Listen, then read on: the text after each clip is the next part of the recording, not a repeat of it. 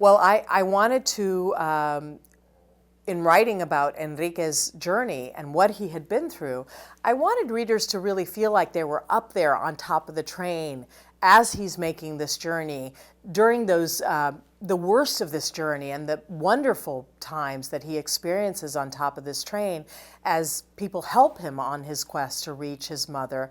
So I spent a couple of weeks with him in northern Mexico, where I found him in Nuevo Laredo, which is a town right across the border from Laredo, Texas. I watched his misery play out as he was trying to survive. He was sleeping out on the muddy banks of the Rio Grande, just eating once a day, trying to survive. And he told me everywhere he had been on the 8 attempts he had made to get through Mexico. So I went back to his grandma's house in Honduras, and I did this journey step by step, just like he had done it a few weeks before. So I would travel 1,600 miles, and about half of that on top of 7 freight trains up the length of Mexico.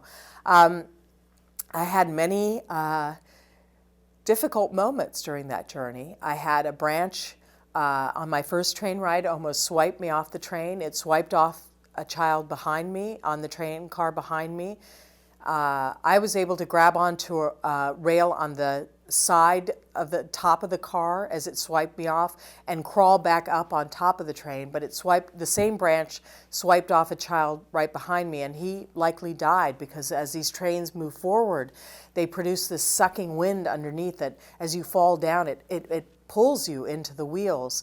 I had a gangster lunge at me and try to grab me on top of the train. He was clearly going to try to rape me on top of this train, and I was able to get away from him and hop forward 3 cars and beg the train conductor to save me from this guy. So I had the train car right in front of me derail, and 1 in 6 trains in the South were derailing at the time. The tracks are so horrible. So I had, I could tell you about many other near misses. I had many difficult moments on that train.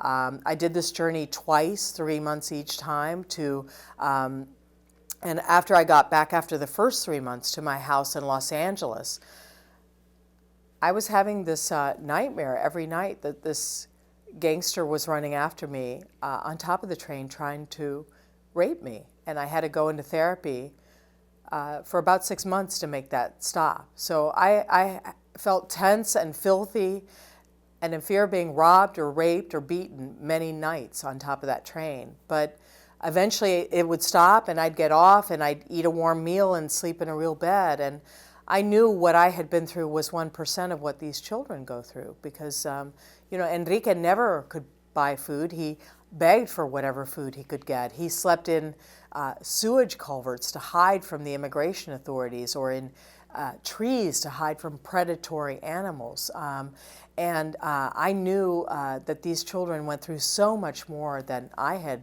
been through. But I think doing this journey, it allowed me to write this story with a detail, with a passion, with an authority that I could not have gotten in any other way. And it really helped me bring these critical scenes in the story, these turning points in the narrative to life, which was what I was trying to do for readers.